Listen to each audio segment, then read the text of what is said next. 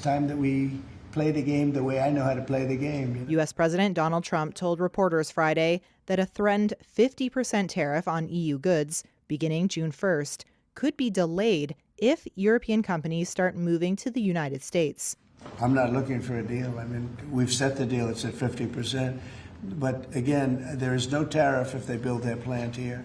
Now, if somebody comes in and wants to build a plant here, I can talk to them about a little bit of a delay.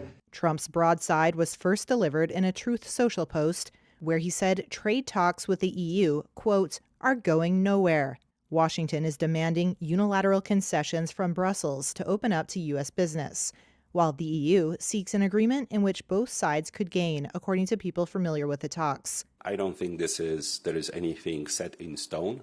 Polish Trade Minister Michał Baranowski told reporters on Friday that Trump's latest tariff threat on EU goods is just another step in their ongoing trade negotiations. The EU trade chief said the European Commission was fully committed to securing a deal that worked for both sides, following a Friday phone call with his U.S. counterpart. He added that trade must be guided by mutual respect, not threats. I think there's significant uncertainty. Guntram Wolf is a senior fellow at Bruegel, a Brussels-based economic think tank. I think the European Union cannot cave in and should not try to appease Donald Trump at this point.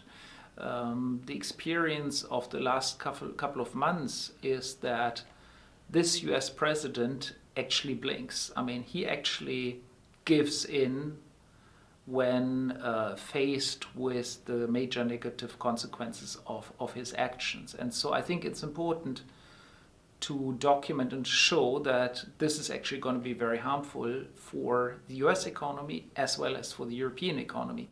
Trump on Friday also took aim at Apple, warning he may slap a 25% levy on all iPhones bought by U.S. consumers.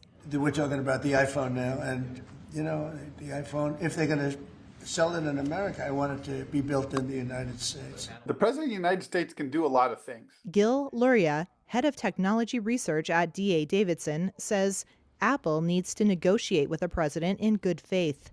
Right now, it would be considerably more expensive to make an iPhone in the US. Having said that, in the longer time frame, in the 5-year and beyond time frame, that does not need to be the case.